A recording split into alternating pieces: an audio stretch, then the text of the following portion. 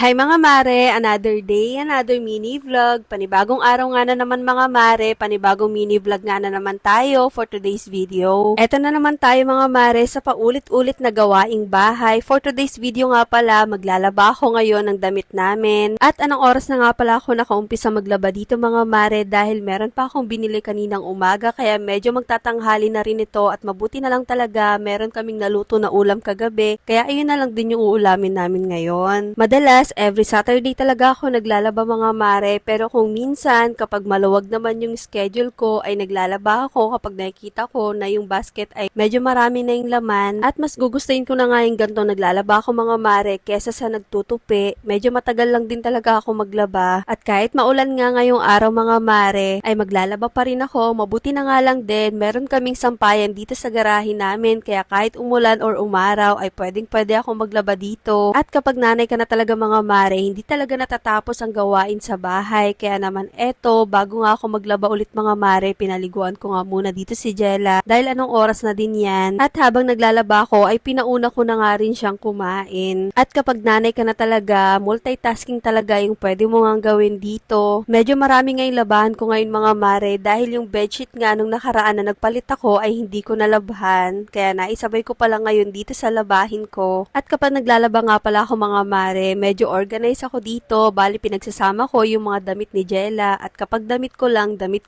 at kung puro shorts lang din. At ganito na talaga ako maglaba mga mare noon pa dahil para sa akin mas maganda kasi tignan kapag magkakaayos nga yung mga labahin. At eto nga mga mare, 4 PM na nga nung natapos ako maglaba dito at pagkatapos ko maglaba mga mare, nagpahinga nga lang ako saglit at naligo at maya nagwalis na nga rin muna ako dito sa bahay dahil hindi ako nakapagwalis kaninang umaga at medyo maluwag na nga rin yung gawain ko ngayon dito mga mare dahil malinis na yung bahay pero sa susunod na araw nga ay may gusto pa akong linisan. Ewan ko mga mare, kapag once na nandito lang ako sa bahay ay hindi talaga ako mapakali kapag wala akong ginagawa. Ako kasi yung tipong tao mga mare na gusto ko meron akong ginagawa kesa sa wala. Kaya nasanay na rin ako sa mga gawain dito sa bahay nga mga mare at kahit paulit-ulit lang din naman yung routine nga na ginagawa kapag nasa bahay. Pagkatapos ko magwalis mga mare, eto ang mga pinggan ay inayos ko nga lang din at maya nga magluluto na rin ako ng champurado dahil eto rin yung request ng kapatid ko nga bunso kahapon pa pero kasi kahapon mga mare niluto namin sopas dahil si Jella pa lang, umaga pa lang ay nagre-request na nga ng sopas kaya naman sabi ko sa kanya merienda na nga lang namin yon dahil tanghali na nga rin nung nagsasabi si Jella na gusto niya ng sopas at sinubukan ko nga pala maglagay ng chocolate bar dito mga mare dahil may extra pa naman kami sa ref kesa naman masayang ay inilagay ko na lang din dito sa champurado at naglagay rin pala ako dito mga mare ng kokwa pandagdag at kapag nagtatag-ulan talaga mga mare nagluluto talaga kami ng champurado. Kayo ba mga mare, ganito rin ba kayo kapag umuulan? Kaya craving satisfied nga na naman kami dito at habang nagluluto nga ako mga mare si Jella nga ay hindi na nga rin makapaghintay dahil gusto nga daw niya nitong champurado. O siya, hanggang dito na lang muna mga mare.